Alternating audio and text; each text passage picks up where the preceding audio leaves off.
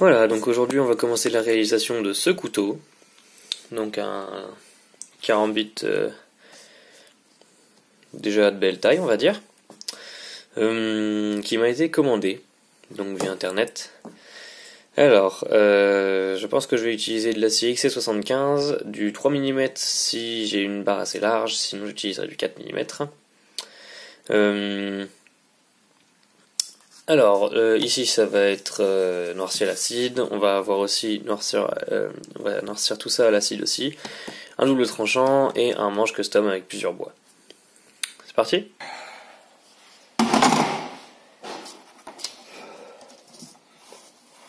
Ah, ça va pas tenir.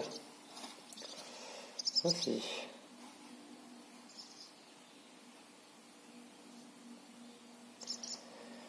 Normalement ça tient.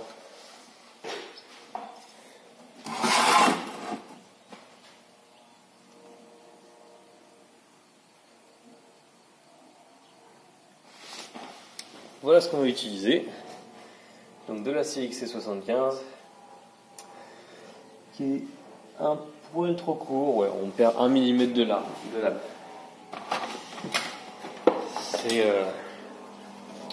C'est négligeable. Alors on va faire le tracé.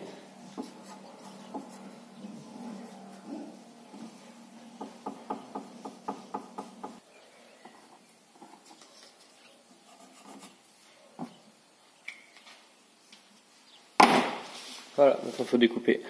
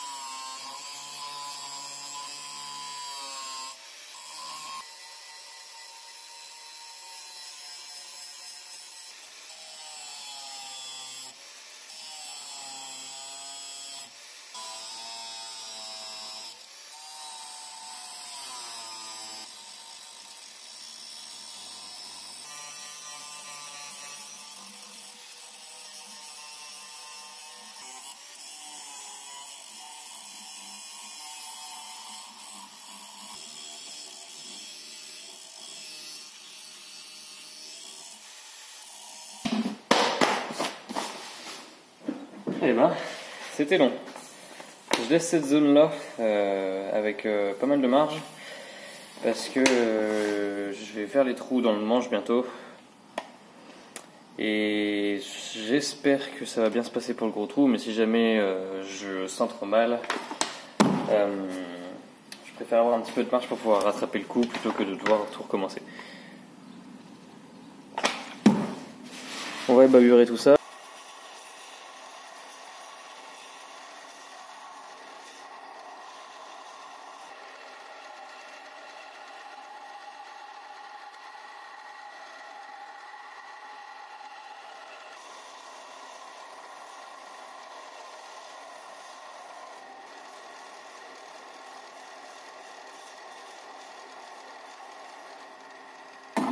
Après ça, il reste quand même quelques zones où ça n'a pas été bien évalué.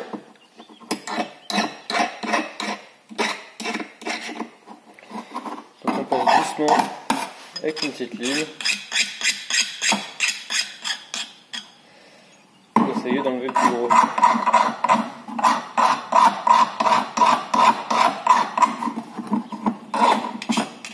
Ok, je vais percer mes trous maintenant. Le plus important, celui-là.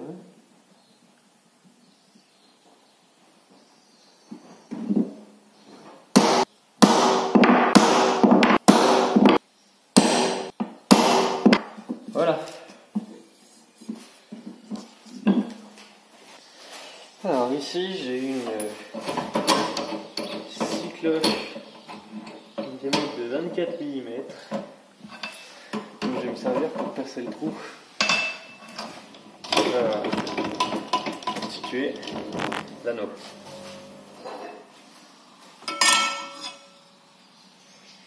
Voilà. Alors.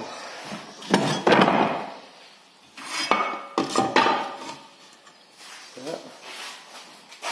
C'est la toute première fois que je me sers de truc. Alors j'espère que ça va marcher correctement.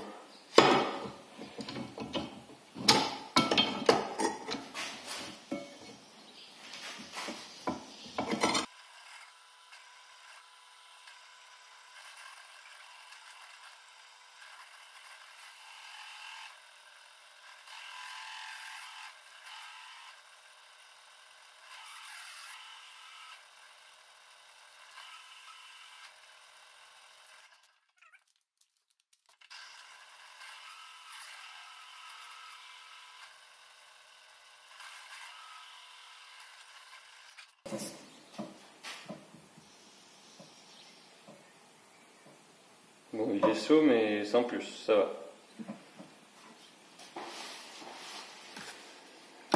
Ouf. Un verdict de... Ouais, je recommanderais.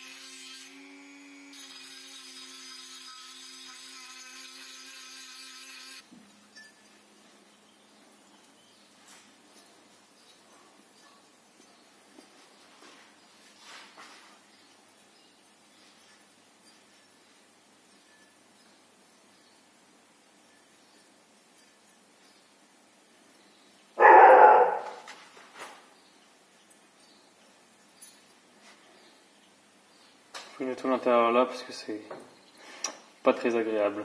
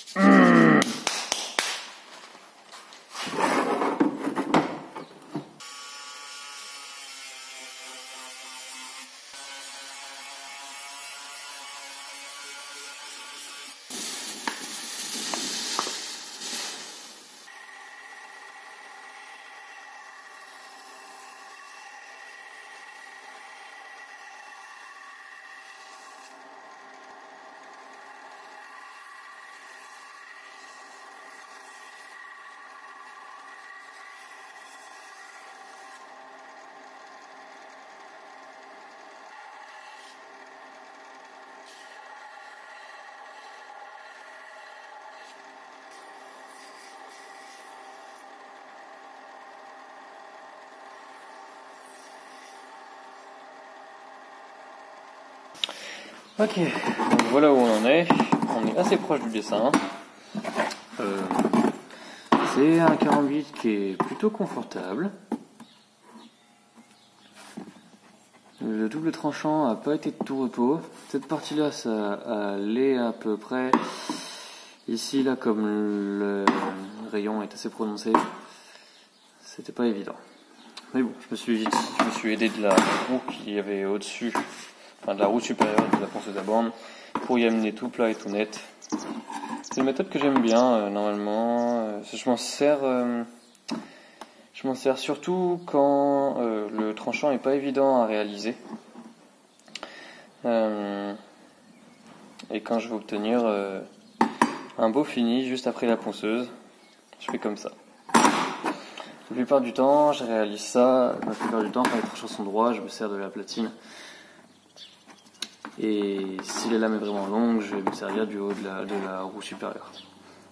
De toute façon, une fois que le polissage est fait après au papier vert, on voit pas la différence. Donc ce couteau est prêt pour la trempe. Le client m'a pas demandé de plus que ça. Donc on va avoir ces trois trous là qui vont servir de rivet. Et il nous reste plus qu'à préparer des plaquettes custom avec du Sipo, du Padouk et du Shell. C'est parti. Donc voilà le Sipo qu'on va utiliser. Je prends une belle couleur rouge une fois huilé. Le Shell. Et un gainage assez serré. J'essaie d'utiliser cette partie là. On va avoir des trucs assez intéressants.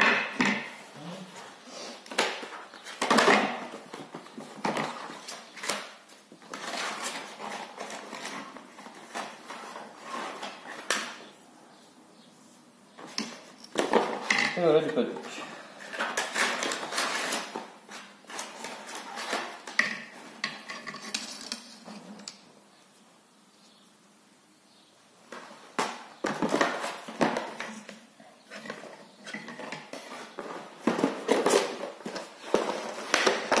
Donc voilà les trois bois qu'on va utiliser.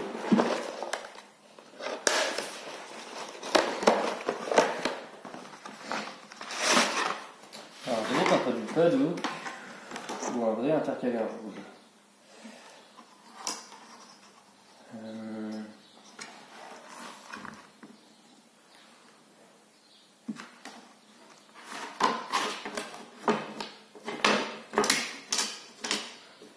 Non, je pense que je vais garder mon intercalaire rouge pour faire d'autres trucs.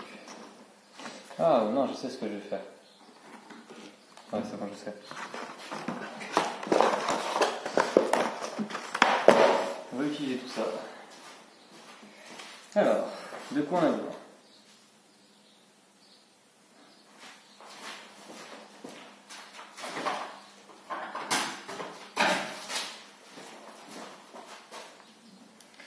Pour le chêne, ça c'est suffisant.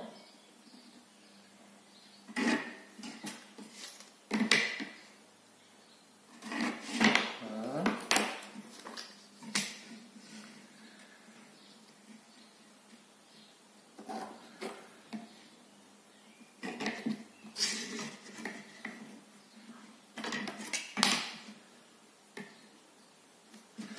Et que je vais le séparer en deux.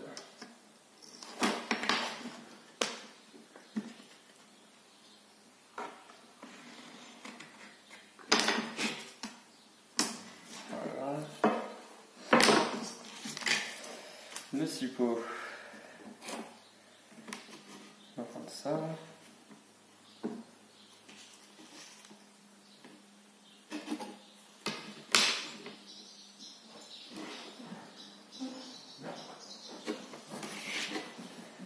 Voilà.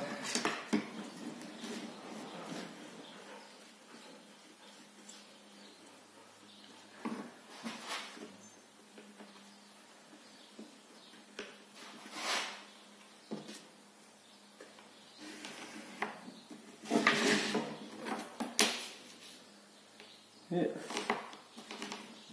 voilà.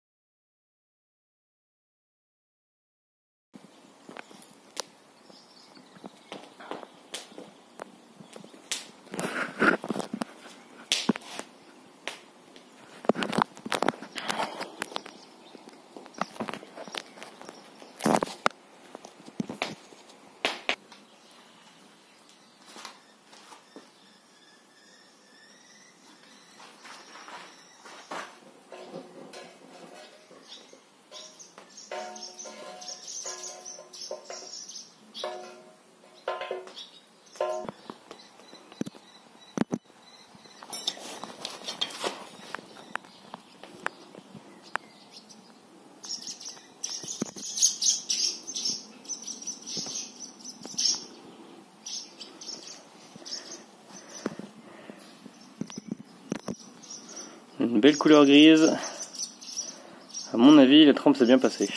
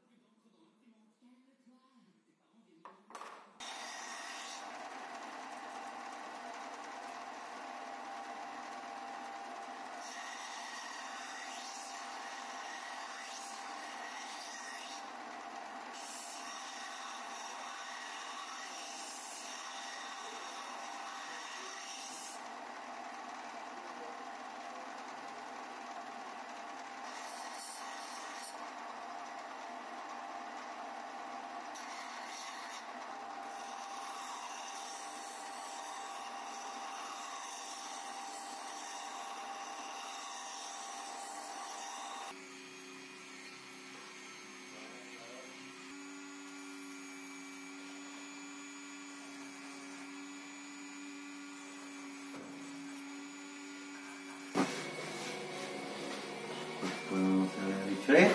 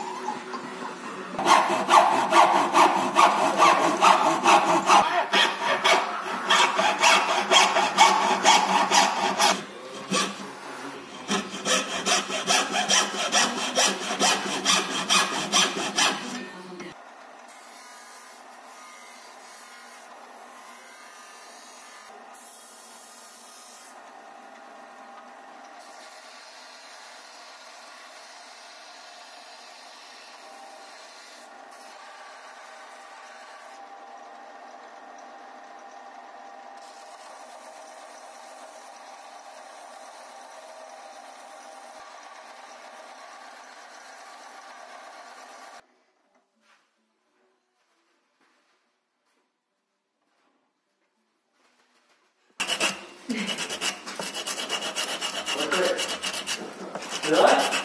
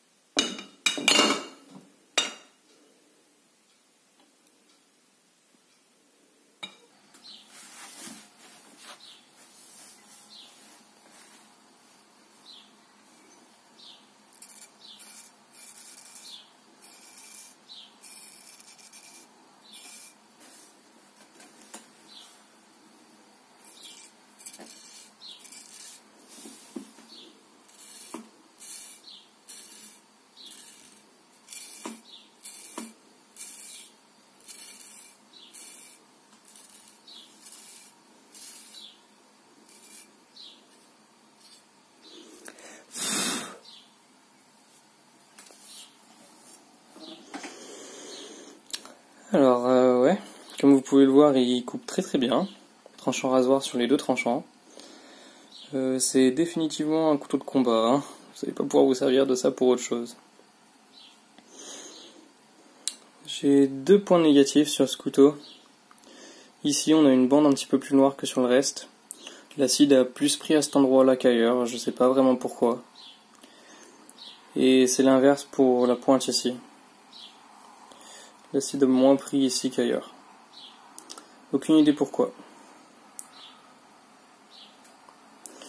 Plus qu'à donner un dernier petit coup d'huile et puis ce sera terminé. Donc voilà le produit fini. Karambit double tranchant avec un marquage à l'acide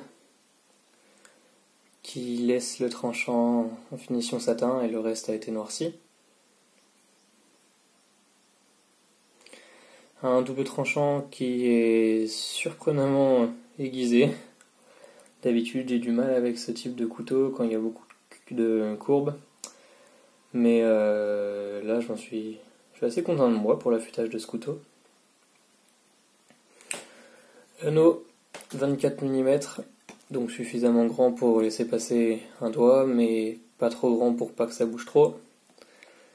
2 autres petits trous pour, on va dire, l'esthétique. Et une pointe suffisamment solide pour pouvoir vous permettre de casser ce que vous voulez. Donc pour servir de brise-glace par exemple. La manche est assez ergonomique, on va avoir un creux à ce niveau-là qui va venir accueillir le petit doigt et un creux à ce niveau-là qui va venir accueillir les autres doigts. Là, l'épaisseur est plus large, ce qui fait que si jamais vous tapez quoi que ce soit, non seulement votre doigt va être retenu, mais en plus votre petit doigt et le bout de votre main vont venir bloquer contre ça, donc vous n'allez pas pouvoir vous couper. Au niveau du design, le seul petit bémol, c'est peut-être qu'il aurait fallu à la rigueur sacrifier un des 2 trous et faire la pointe un petit peu moins large, parce que lorsqu'on fait tourner le Karambit, elle peut être un petit peu dans le passage et ça peut gêner un petit peu, mais je pense que c'est surtout une question d'habitude. Mon marquage à l'acide n'est pas ce qu'il y a de plus homogène, malheureusement, mais bon, c'est un petit peu les aléas du perchlorure. J'ai encore pas beaucoup d'expérience avec ça, mais j'espère que ça ira mieux au fur et à mesure. Au niveau du manche, on a du chêne. Alors ce côté-là, il n'a rien de trop exceptionnel. On a quelques veines blanches qui sont assez jolies et des veines qui sont plus brunes qui vont dans le sens de la longueur. C'est assez esthétique, mais il n'a rien de fou. De ce côté-là, en revanche, c'est beaucoup plus intéressant. On a des veines blanches qui sont beaucoup plus marquées et qui pour moi font toute la beauté du chêne en tout cas. Et c'est pour ça que j'aime bien travailler avec ce bois-là. On a ici un intercalaire en padouk des 2 côtés. Ce côté-là a un petit peu plus de veines que l'autre. On les voit, je pense que la caméra les prend pas, mais on les voit bien en rouge. Et là on a du cipo, qui est un bois qui est assez tendre, donc suffisamment dur pour pouvoir faire un manche, mais ça reste beaucoup plus tendre que le chêne et le padouk, et qui a aussi des jolis reflets. Donc on reste dans les tons couleur brun et rouge. Et on a aussi, le tout est monté sur des intercalaires en micarta que j'ai fait moi-même. Voilà.